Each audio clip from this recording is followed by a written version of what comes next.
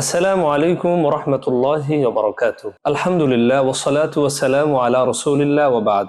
সুপ্রিয় দর্শক শ্রোতা ভাই বোন, যে যেখান থেকে আজকের এই ভিডিওটি দেখছেন সকলকে জানাচ্ছি আরমানিজ ইসলামিক স্টুডিওর পক্ষ থেকে আন্তরিক মোবারকবাদ ও শুভেচ্ছা। প্রিয় দর্শক শ্রোতা ভাই বোন, আজকে ভিডিওতে আমরা জানব খিয়ানতের বিভিন্ন রূপ সম্পর্কে। আমরা জানতে পারবো আজকের ভিডিওতে আমাদের মাধ্যমে কি কি খিয়ানত হয়। আসুন জেনে নেই সেই প্রকারগুলো। রাসূল সাল্লাল্লাহু আলাইহি ওয়াসাল্লাম হাদিসের মধ্যে বলেন, লা ঈমানা লিমান লা আহদালা। ওই ব্যক্তির ঈমান নেই যার ওয়াদা, যার আমানতের কোনো ভ্রুক্ষেপ নাই, অর্থাৎ যে খেয়ানত করে।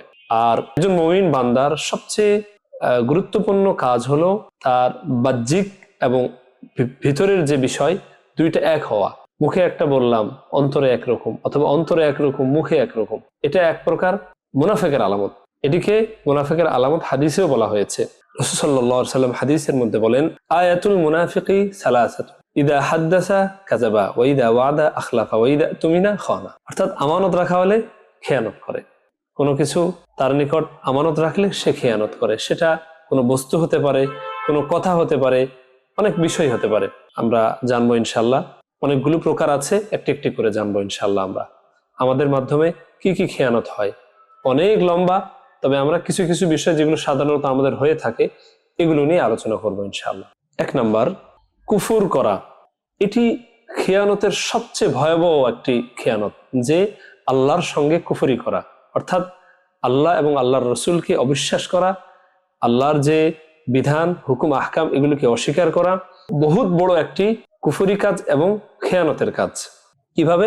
আল্লাহ পাক রব্বুল আলামিন আমাদেরকে সৃষ্টি করেছেন, তিনি আমাদের স্রষ্টা, তিনি আমাদের মালিক, তিনি আমাদের সমস্ত কিছুকে দেখভাল করেন, তিনি আমাদের রিজিক দান করেন, যা কিছু আছে সব কিছু তিনি আমাদেরকে দেন। এখন আমরা যদি তার নাফরমানি করি, নাশুকরি করি, তাকে তার বিরুদ্ধাচারণ করি, তার বিরোধিতা করি, তাহলে এটি অনেক বড় একটি অন্যায় এবং খেয়ানত। আল্লাহ আমাদেরকে এত নিয়ামত দান করলেন, এত কিছু দিলেন, এরপরেও যদি আমরা আল্লাহর নাশুকরি করি, আল্লাহর বিরুদ্ধাচারণ করি, আল্লাহকে এক বলে স্বীকার না করি, তার সঙ্গে শিরক করি, কুফরি করি, তাহলে এর চেয়ে বড় খেয়ানত আর কিছুই হতে পারে না।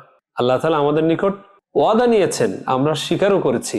যখন আল্লাহ তাআলা আমাদেরকে প্রথম রূহ আকারে সৃষ্টি করেছিলেন, সেখানে আমরা আল্লাহর কাছে ওয়াদাবদ্ধ হয়েছিলাম, যে বলেছিলাম ক্বালু বালা ওয়া রাব্বিনা, হ্যাঁ আমরা স্বীকার করতেছি, হ্যাঁ আপনি আমাদের রব। কিন্তু আমরা দুনিয়াতে এসে কি করি? আল্লাহর নাফরমানি করি, কুফরি করি, শিরক করি, বিদআত কাজের মধ্যে লিপ্ত হয়ে যাই, যেটি মারাত্মক বড় একটি খেয়ানত। আল্লাহ পাক আমাদের সকলকে এই জঘন্য কাজ থেকে বেঁচে থাকার তৌফিক দান করেন। 2 নম্বরে, সকল গুনাহ খেয়ানত, ছোট বড় যে কোনো গুনাহ এটা একটা খেয়ানত। আল্লাহ পাক রব্বুল আলামিন পবিত্র কুরআনুল কারীমের মধ্যে বলেন, ইয়া আইয়ুহাল্লাযীনা আমানু লা তাখুনুল্লাহা ওয়ার রাসূলা ওয়া তাখুনু আমানাতিকুম ওয়া আনতুম তা'লামুন। যে হে ঈমানদাররা, তোমরা আল্লাহ এবং আল্লাহর রাসূলের সঙ্গে খেয়ানত করো না, এবং তোমাদের নিকট যে আমানত রাখা হয় জেনে শুনে তোমরা এই আমানতের খেয়ানত করো না। এই আয়াত দ্বারাও বোঝা যায় যে আল্লাহ এবং আল্লাহর রসুল যে আদেশ নিষেধ আমাদেরকে করেছেন এটির বাইরে চলাই তো গুনাহ। সুতরাং গুনাহ করলেই আল্লাহ এবং আল্লাহর রসুলের খেয়ানত হচ্ছে। এই খেয়ানত এটি আমাদের জন্য বহুত বড় একটি অপরাধ। আমাদের জন্য উচিত হলো সকল প্রকার গুনাহ থেকে নিজেদেরকে মুক্ত রাখা, চাই সেটা কবিরা হোক সগীরা হোক, যেমনই হোক, কোনো প্রকার গুনাহ না করা। আর গুনাহের এই বিষয়টি যদিও তওবার সুযোগ রয়েছে, কিন্তু একজন মুসলমান, একজন সৎ ব্যক্তি, সে জেনে বুঝে কোনোভাবেই আল্লাহর নাফরমানি করতে পারে না, সে কোনোভাবেই গুনাহ করতে পারে না। আল্লাহ পাক রব্বুল আলামিন আরেক জায়গায় বলেছেন, ইয়ালামু খাইনাতাল আয়ুনি ওয়া মা তুখফি সুদূর। আল্লাহ তাআলা মানুষের যে চোখের অসাধুতা, মানে চোখ দিয়ে মানুষ যে খারাপ কিছু দেখার চেষ্টা করে, এবং অন্তরের যে গুপ্ত চিন্তা, এটাও আল্লাহ তাআলা ভালোভাবে জানেন। আমরা যে অন্তরে খেয়ানত করি এটাও আল্লাহ তাআলা ভালোভাবে জানেন। এজন্য আমরা অন্তরে অন্তরে যে গুনাহের চিন্তা করি, এই বিষয়টাও আমাদের খেয়ানত। প্রকাশ্য হয়তো করলাম না, কিন্তু অন্তরে গুনার চিন্তা করতেছি, ভাবতেছি, এটাও খেয়ানত। ইমাম কুরতুবী রাহমাতুল্লাহি আলাইহি লেখেন যে আল্লাহ পাক রব্বুল আলামিন সর্বপ্রথম মানুষের গোপনাঙ্গকে সৃষ্টি করেছিলেন। সর্বপ্রথম এরপরে বাকিগুলো সৃষ্টি করেছেন। এরপরে আল্লাহ তাআলা বলেছেন যে আদম, তোমাকে যেটা আমানত দিলাম, তুমি এটার অন্যায় কোনো কাজে ব্যবহার করবে না। তো এটা আমাদের জন্য আমানত। আমাদের চোখ, কান, অর্থাৎ আমাদের পুরা শরীরের যা কিছু আছে সবগুলোই আমানত। এই আমানতের কোনোভাবেই খেয়ানত করা যাবে না। আল্লাহ পাক আমাদেরকে আমল করার তৌফিক দান করেন।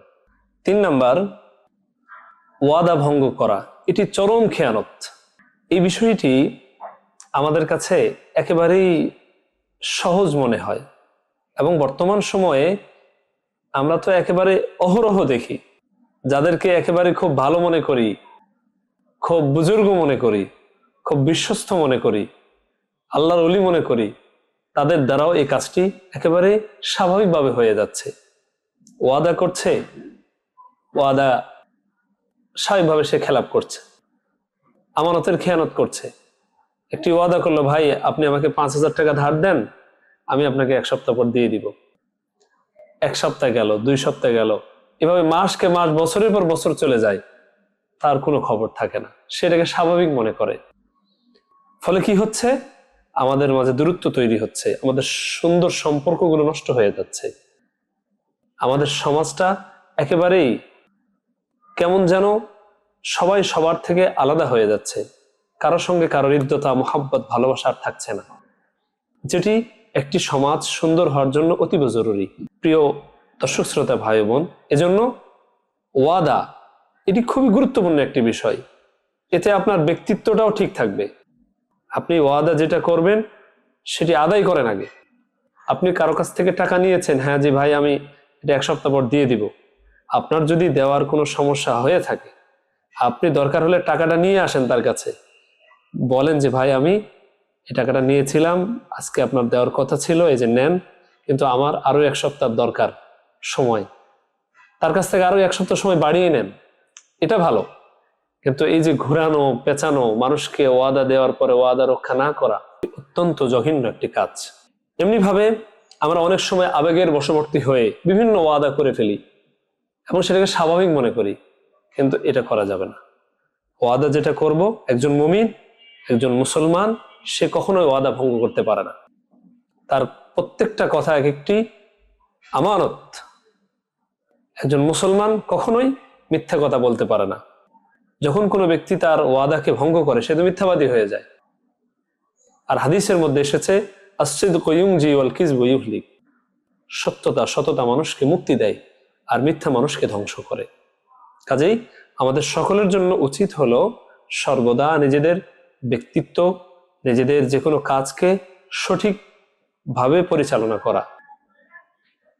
ওয়াদা করব ভেবে চিন্তে করব, আমি যেটাকে ঠিকমতো বাস্তবায়ন করতে পারবো, আমার ওয়াদাকে রক্ষা করতে পারবো, সেই ওয়াদাটা আমি করব। আল্লাহ পাক আমাদেরকে আমল করার তৌফিক দান করে। 4 নম্বরে, অন্যায়ের পক্ষপাতিত্ব করা, এটিও মারাত্মক একটি খেয়ানত। কোন একজন ব্যক্তি খালি চোখে দেখা যাচ্ছে সে অন্যায় কাজ করছে, সেখানে আপনি পক্ষপাতিত্ব করলেন, তার ব্যাপারে সাফাই গাইলেন, তাকে এই কাজ থেকে নিষ্পাপ বানানোর জন্য আপনি তার পক্ষ নিলেন, এটি অনেক বড় খেয়ানত। রাসূল সাল্লাল্লাহু আলাইহি ওয়াসাল্লামকে আল্লাহ তাআলা বলেন, ওয়ালা তুজাদিন আলিল্লাযিনা ইখতানুনা আনফুসাহুম, যে আপনি তাদের সঙ্গে বাকবিতণ্ডায় লিপ্ত হয়েন না যারা নিজেদের সঙ্গেই খেয়ানত করে। আল্লাহ তাআলা আয়াতের মধ্যে বলেন পরবর্তীতে, ইন্নাল্লাহা লা ইউহিব্বু মান কানা খাওয়ানান আসীমা, নিশ্চয় আল্লাহ তাআলা যারা খেয়ানতকারী তাদেরকে আল্লাহ পছন্দ করে না। সুপ্রিয় দর্শক শ্রোতা ভাই বোন, এজন্য সর্ব অবস্থায় হকের উপর অটল অবিচল থাকা। আমার কি এমন উপকার হবে দুনিয়াতে, আমি একজন যদি অন্যায়ের পক্ষে আমি পক্ষ অবলম্বন করি, কোনো ব্যক্তি অন্যায় কাজ করছে, আমি তার পক্ষে আমি সাফাই গাইলাম, তাকে নিষ্পাপ বানানোর জন্য আমি নিজের পক্ষ থেকেই বিভিন্ন কিছু বানিয়ে বানিয়ে বললাম, এতে আমার কি উপকার? আমি তো একজন মুসলমান, একজন মুসলিম, আমার পরকাল আছে, আল্লাহর কাছে আমাকে যেতে হবে, এই ভয় দিলের মধ্যে রাখা। আসলে সবকিছুর একটা মূল জায়গা হলো পরকালের ভয় হৃদয়ে না থাকলে একটা মানুষ কখনোই অন্যায় কাজ থেকে বেঁচে থাকতে পারে না। এটাই হলো মূল। যে ব্যক্তিটার হৃদয়ে পরকালের ভয় আছে, আল্লাহর সামনে দাঁড়ানোর ভয় আছে, সেই তো এইসব গুনাহ থেকে বেঁচে থাকতে পারে। এ কারণেই আমাদের মূল যে জায়গাটা হাত দেওয়া উচিত সেটি হচ্ছে আমাদের হৃদয়ে পরকালের ভয় আছে কিনা, মৃত্যুর ভয় আছে কিনা। একদিন আল্লাহর সামনে আমাকে দাঁড়াতে হবে, আমার পুরো জীবনের কাজ কর্ম সকল কিছুর হিসাব আল্লাহর সামনে আমাকে দিতে হবে, এই ভয় আমার হৃদয়ে আছে কি নাই, এটি হলো মূল। যাদের হৃদয়ে ভয় আছে তারা কখনো এসব কাজের মধ্যে লিপ্ত হবে না, কারণ সে জানে আমার এই দুনিয়া আজ আছে কাল নেই, আমাকে এক চিরকালের এক জগতে আমাকে যেতে হবে, যার শুরু হবে শেষ হবে না। সেই জিন্দেগিতে আমাকে একদিন আল্লাহর সামনে দাঁড়াতে হবে, আমি কি হিসাব দিব আল্লাহর সামনে। এ কারণেই আমাদের উচিত হলো কোনোভাবেই অন্যায়ের পক্ষ অবলম্বন না করা, অন্যায়কে অন্যায় বলা, সাদাকে সাদা বলা, কালোকে কালো বলা। এতে আমার জীবন থাকুক আর না থাকুক, সর্ব অবস্থায় হকের উপর অটল অবিচল থাকা। আল্লাহ পাক রব্বুল আলামিন আরেক আয়াতের মধ্যে বলেন, ওয়ালা তাকুল লিল খাইনিনা খাসীমা। আপনি, আল্লাহ বলেন, হে রাসূল, আপনি যারা খেয়ানতকারী তাদের পক্ষ অবলম্বনকারী হবেন না। আল্লাহর রাসূলকে আল্লাহ তাআলা নিষেধ করেছেন। এজন্য যারা অন্যায় কাজ করে, গুনাহের কাজ করে, এরা তো খেয়ানতকারী, সুতরাং এদের পক্ষ অবলম্বনকারী হওয়া যাবে না। অর্থাৎ যারা খেয়ানতকারী তাদের সঙ্গে যদি কেউ যুক্ত হয় তাহলে সেও খেয়ানতকারী হবে। আল্লাহ পাক আমাদেরকে কথাগুলি বুঝে আমল করার তৌফিক দান করেন। 5 নাম্বার, অযোগ্যদের হাতে কোনো দায়িত্ব দেওয়া। এটি বলতে গেলে আমাদের সমাজে এখন অহরহ। একজন ব্যক্তি কোনো একটা কাজের বা কোনো একটা বিষয়ের সে দক্ষ না, যোগ্য না, তাকে আমরা দায়িত্ব দিয়ে দিচ্ছি ঘুষের মাধ্যমে, আত্মীয় স্বজন হয়, পার্সিয়ালিটি করে আমরা এটা দিয়ে দিলাম, অথচ সে ব্যক্তি এই কাজের যোগ্য না। যার কারণে আমাদের সমাজে এত দুর্নীতি, এত কিছু, এত অধপতন। আমাদের এর দায় আমরা অন্য কাউকে না দিয়ে বরং নিজেকে দেই, যে আমি আমার জায়গা থেকে কতটুকু সৎ, আমি যে ক্ষমতাবান, আমার ক্ষমতার প্রয়োগটা আমি কতটুকু সৎভাবে করছি। আল্লাহ আমাকে একটা কোনো কোম্পানির ম্যানেজার বানিয়েছে, এখন আমি আমার কর্মচারীগুলোকে যখন নিয়োগ দিব, সেক্ষেত্রে আমাকে দেখতে হবে প্রত্যেকটা কাজের ক্ষেত্রে এই কাজের জন্য কোন কর্মচারীটা যোগ্য, তাকে সেখানে নিয়োগ দেওয়া। এমনি ভাবে বর্তমানে আমাদের দেশে সামনে ইলেকশন, যাদেরকে আমরা সিলেক্ট করব, যাদেরকে আমরা ভোট দিব, এক্ষেত্রে আমাদেরকে দেখতে হবে কোন ব্যক্তিটা আমাদের জন্য যোগ্য ব্যক্তি, আমাদের দেশ চালানোর জন্য যোগ্য ব্যক্তি, তাকেই আপনি সিলেক্ট করেন, তাকেই ভোট দেন। এর বাইরে যদি আপনি কোনো কিছু করেন তাহলে এটা আপনার জন্য আমানতের খেয়ানত হবে। আপনি একজন অযোগ্য ব্যক্তিকে আপনার একটা ভালো কাজের জন্য নিযুক্ত করলেন, অথচ যোগ্য ব্যক্তি যে ছিল তাকে আপনি দিলেন না, হয়তো কিছু টাকার বিনিময়ে অথবা কোনো ভয় ভীতির কারণে। এটি করা যাবে না। সর্ব অবস্থায় খেয়াল রাখতে হবে যে ব্যক্তি যোগ্য তাকেই কোনো ভালো কাজের দায়িত্ব দেওয়া, এবং যে কাজের সে যোগ্য সেই কাজে তাকে দায়িত্ব দেওয়া। হাদিস শরীফের মধ্যে রাসূল সাল্লাল্লাহু আলাইহি সাল্লাম বলেন যে অযোগ্যদেরকে যখন দায়িত্ব দেওয়া হবে তখন কিয়ামত সংঘটিত হবে। রাসূল বলেছেন তখন তুমি কিয়ামতের জন্য অপেক্ষা করো। রাসূল বলেন ইদা উসিদাল আমরু ইলা গায়রি আহলিহি ফান্তাযিরিস সাআ, যখন কোন অযোগ্যদের হাতে কোনো দায়িত্ব দেওয়া হবে, ফান্তাযিরিস সাআ, তুমি কিয়ামতের অপেক্ষা করতে থাকো। তো আমাদের সমাজে তো এখন এটাই হচ্ছে। তার মানে কিয়ামত আর হতে বেশি দেরি নেই, আমাদের কিয়ামতের অপেক্ষা করতে হবে। আল্লাহ পাক আমাদের সকলকে এই ভয়ানক কাজ থেকে বেঁচে থাকার তৌফিক দান করেন। 6 নাম্বার, কাউকে ভুল পরামর্শ দেওয়া।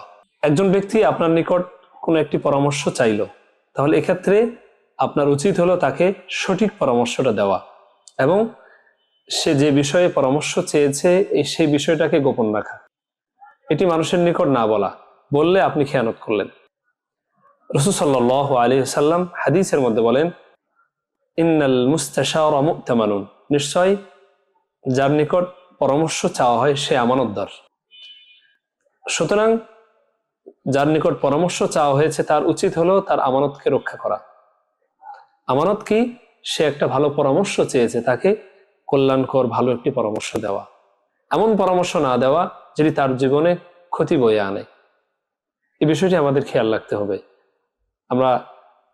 এটি তো আমাদের কাছে স্পষ্টই যে একজন ব্যক্তি আমার কাছে পরামর্শ চাইতেছে এজন্যই যে সে আমাকে ভালো মনে করেছে, আমার প্রতি তার বিশ্বাস আছে, এ কারণেই তো সে চেয়েছে। এখন আমি যদি তার বিশ্বাস অনুযায়ী ভালো পরামর্শটা না দেই, তাহলেই তো খেয়ানত হয়ে গেল। এজন্য আমরা কাউকে কোনো পরামর্শ দিতে গেলে ভেবে চিন্তে তার জন্য যেটি ভালো হবে, কল্যাণমূলক হবে, এটি চিন্তা করে তাকে পরামর্শ দেওয়া। 7 নাম্বার, মিথ্যা বলা। মিথ্যা বলা এটি অনেক বড় খেয়ানত। মিথ্যার মাধ্যমে আমাদের সমাজে যত গুনাহের কাজ ছড়ায়, যত অন্যায় অপরাধ হয়, সব কিছুর শুরুটাই হচ্ছে মিথ্যা। এই মিথ্যার মাধ্যমে এমনভাবে একটা গুনাহের কাজের ফিরিস্তি বাড়তে থাকে যে একটা মিথ্যা বলেছেন, যার কারণে এর পিছনে আপনাকে আরো 1000টা মিথ্যা বলতে হয়। ফলে কি হয়, একজন মানুষ আর এই মিথ্যা থেকে বের হয়ে আসতে পারে না। এবং মিথ্যা বলা এটা কবিরা গুনাহ। যত কবিরা গুনাহ রয়েছে, আকবরুল কাবাইর, যত বড় বড় কবিরা গুনাহ রয়েছে, এর মধ্যে গুরুত্বপূর্ণ একটি গুনাহ হলো মিথ্যা। এজন্য আমরা কখনোই মিথ্যার আশ্রয় নেব না। হাদিস শরীফের মধ্যে রাসূল সাল্লাল্লাহু আলাইহি ওয়াসাল্লাম বলেন, কাবুরাত খিয়ানাতান তুহাদ্দিসু আখাকা হাদিসান হুয়া লাকা মুসাদ্দিকুন ওয়া আনতা বিহি কাযিবুন। রাসূল সাল্লাল্লাহু আলাইহি ওয়াসাল্লাম বলেন, এটি অনেক বড় খেয়ানত যে তুমি তোমার ভাইকে একটা কথা বলছো, সে এটাকে সত্য মনে করছে, অথচ তুমি ওয়া আনতা বিহি কাযিবুন, অথচ তুমি এই ব্যাপারে মিথ্যাবাদী। এমনই তো হয় আমাদের সমাজে। একজন ব্যক্তি এত সুন্দর করে সাজিয়ে গুছিয়ে রসালো করে মানুষের সামনে মিথ্যা কথা এমন ভাবে উপস্থাপন করে, সব মানুষেরাই বিশ্বাস করে যে লোকটা মিথ্যাবাদী হতে পারে না, সত্যবাদী। সে অনেক সুন্দর করে এমন ভাবে উপস্থাপন করে, মানুষ মিথ্যা কথাটাকে সত্য না মনে করে আর পারে না। এরকম লোক আমাদের সমাজে লক্ষ লক্ষ হাজার হাজার, যারা এরকম মিথ্যার আশ্রয় নিয়ে মানুষকে কিভাবে ধোঁকা দিচ্ছে তার ফিরিস্তি বর্ণনা করে শেষ করা যাবে না। এজন্য এই মিথ্যা কথা এটা অনেক বড় খেয়ানত। আর এই মিথ্যার মাধ্যমে আমাদের সমাজ আজকে এই অধঃপতন। তাই আসুন মিথ্যাকে আমরা সবাই না বলি, কখনোই আমরা মিথ্যা বলবো না, সর্বদা সত্য কথা বলবো, সত্যবাদীদের সাথে থাকবো। আমি এই ভিডিওর পূর্বের আলোচনাও বলেছি, আস-সিদকু ইউনজি ওয়াল কিযবু ইউহলিক, সত্য মানুষকে মুক্তি দেয়, ওয়াল কিযবু ইউহলিক, মিথ্যা মানুষকে ধ্বংস করে। দুনিয়াতেও ধ্বংস করে, পরকালে তো ধ্বংস আছেই। দুনিয়ার ধ্বংস হয়তো একটু সময় লাগে, সে একটু স্বাদ ভোগ করে, এরপরে কঠিন থেকে কঠিন শাস্তি সে ভোগ করে। তাই আমাদের উচিত মিথ্যাকে পরিহার করা, সত্যের উপর সর্বদা অটল অবিচল থাকা এবং সত্যবাদীদের সঙ্গে থাকা। আল্লাহ তাআলা কোরআনুল কারীমের মধ্যে বলেন, ইয়া আইয়ুহাল্লাযীনা আমানুত্তাকুল্লাহ কুনু মা'আস সাদিকিন, হে ঈমানদারগণ তোমরা আল্লাহকে ভয় করো এবং সত্যবাদীদের সাথে থাকো। আল্লাহ পাক আমাদেরকে আমল করার তৌফিক দান করেন। 7 নাম্বার, স্বামী স্ত্রীর পারিবারিক এবং একান্ত বিষয়গুলি অন্য কারো নিকট বর্ণনা করা। এটি অনেক বড় একটি খেয়ানত। হাদিস শরীফের মধ্যে এসেছে, আল্লাহ পাক রব্বুল আলামিন কিয়ামতের দিন যেই খেয়ানতটাকে সবচেয়ে বড় হিসেবে দেখবেন, সেটি হচ্ছে কোনো স্বামী তার স্ত্রীর সঙ্গে মেলামেশা করে, কোনো স্ত্রী তার স্বামীর সঙ্গে মেলামেশা করে এবং তাদের এই একান্ত বিষয়গুলি তারা মানুষের কাছে যখন শেয়ার করবে, এই বিষয়টা আল্লাহ তাআলার নিকট অনেক বড় খেয়ানত। এই কাজটি আমরা কখনোই করব না। নিজেদের পারিবারিক বিষয়গুলি পরিবারের মধ্যেই রাখবো, সীমাবদ্ধ রাখবো, এবং নিজের স্বামী স্ত্রীর যত কিছুই হোক এটি আমরা বাহিরে কোথাও শেয়ার করব না। যেটি পরস্পরের সিদ্ধান্তের ভিত্তিতে হয় সেটি বলা যেতে পারে, কিন্তু এমন যেন না হয় যে আমি একটা কথা বললে আমার স্ত্রী লজ্জিত হবে, সেটাকে পছন্দ করবে না। এটি আমাদের জন্য কখনোই করা উচিত নয়। অথচ আমাদের সমাজে দেখা যায় অনেক পুরুষ, অনেক মহিলা, তারা তাদের ফিজিক্যাল রিলেশনের কথাগুলো মানুষের সঙ্গে অনায়াসে গল্প করে, শেয়ার করে, যেটি অনেক বড় খেয়ানত। আল্লাহ পাক আমাদের সকলকে এই চরম এই ঘৃণ্য কাজ থেকে বেঁচে থাকার তৌফিক দান করেন। 8 নাম্বার, মজলিসের কথাবার্তাও আমানত, এটি ফাঁস করে দেওয়া খেয়ানত। একটি মজলিসে আমরা অনেকগুলি মানুষ বসেছিলাম, সেখানে বিভিন্ন বিষয়ে আলোচনা হয়েছে। এখন এই বিষয়গুলি আমাদের জন্য আমানত, এটি বাইরে প্রকাশ করা যাবে না অনুমতি ছাড়া।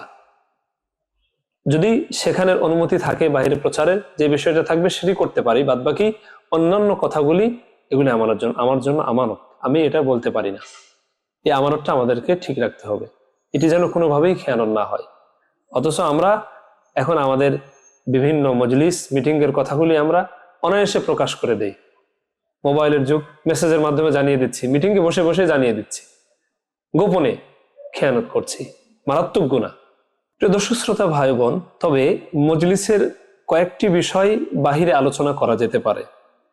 হ্যাঁ, যদি এমন হয় মজলিসে কাউকে হত্যার ষড়যন্ত্র হচ্ছে, তাহলে এ কথাটি বলা যাবে, বললে আপনি আমানতের খেয়ানতকারী হবেন না। এরপরে যদি কোনো মজলিসে কারো সম্ভ্রম হানির পরামর্শ হয়, যে তাকে কিভাবে লাঞ্ছিত করা যায়, তার সম্ভ্রম হানি কিভাবে করা যায়, এরকম যদি কোনো পরামর্শ হয়, তাহলে সেটি তাকে জানিয়ে দেওয়া যাবে, কোনো সমস্যা নেই এতে। আবার যদি কোনো মজলিসে এমন কোনো ব্যক্তির সম্পদ অন্যায়ভাবে সেটাকে হস্তগত করার পরামর্শ হয়, যে তার সম্পদটাকে কিভাবে অন্যায়ভাবে গ্রাস করে নেওয়া যায়, কেড়ে নেওয়া যায়, এরকম পরামর্শ হলেও তাকে এই বিষয়টি জানিয়ে দেওয়া যাবে। এটি আমানতের খেয়ানত হবে না। সুপ্রিয় দর্শক শ্রোতা ভাই বোন, এই ছিল আমাদের মোটামুটি খেয়ানতের একটি সংক্ষিপ্ত আলোচনা। আসলে অনেক কিছু আছে, এর মধ্যে আমরা কিছু বাছাই করে করে আপনাদের সামনে উপস্থাপন করলাম। এগুলি মোটামুটি আমাদের সমাজে প্রায় সবসময় হয়ে থাকে, যেগুলি থেকে বেঁচে থাকা আমাদের জন্য একান্ত জরুরি। তো জরুরি বিষয়গুলি আপনাদের সামনে আলোকপাত করা হলো। আল্লাহ পাক আমাদের সকলকেই আলোচিত বিষয়ের উপর পরিপূর্ণ, একেবারে ইখলাসের সাথে পরিপূর্ণভাবে আমল করার তৌফিক দান করেন। আসসালামু আলাইকুম ওয়া রাহমাতুল্লাহি ওয়া বারাকাতুহু।